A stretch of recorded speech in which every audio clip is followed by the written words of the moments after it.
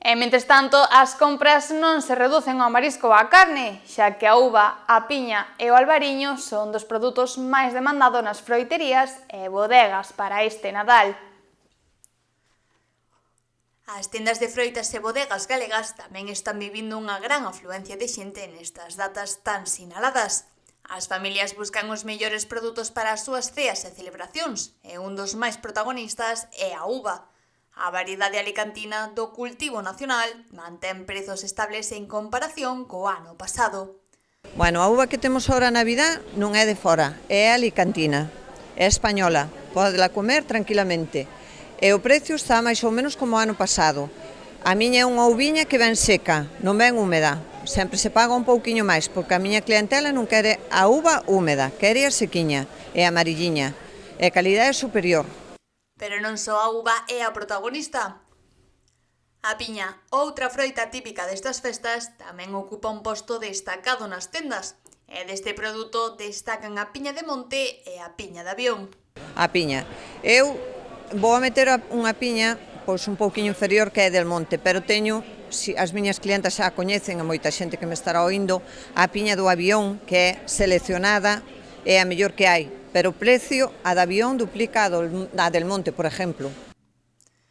Así mesmo, e en calidade superior, hai unha porcentaxe da veciñanza que opta por ir máis aló e cambiar os tradicionais postres por cereixas. Hai quen ten un poder adquisitivo, pois leva a cereixa, que é chilena. É espectacular. Non sei, este ano ainda non me entrou. É espectacular. Prefieren eso a poñer, pois, por exemplo, un postre. Prefieren poñer unha bandexa de cereixa.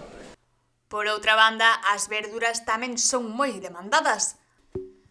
As coles de Bruselas ou a coliflor aseguran que son os máis vendidos, xa que é típico acompañalas con outros alimentos como a carne ou o peixe.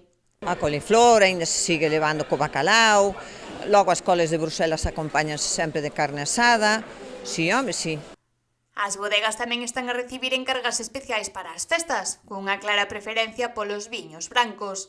O albariño segue sendo o favorito, pero tamén se busca o godello ou os espumosos, perfectos para brindar na noite de fin de ano.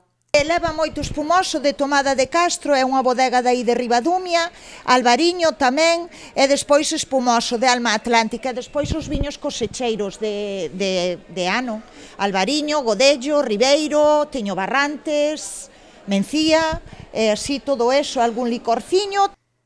Aseguran que nestas fechas a xente soe consumir máis deste tipo de bebidas.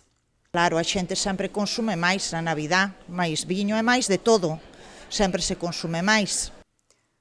Con todo, xa se ve que a veciñanza está casi lista para acabar o ano con bo pé e con calidade.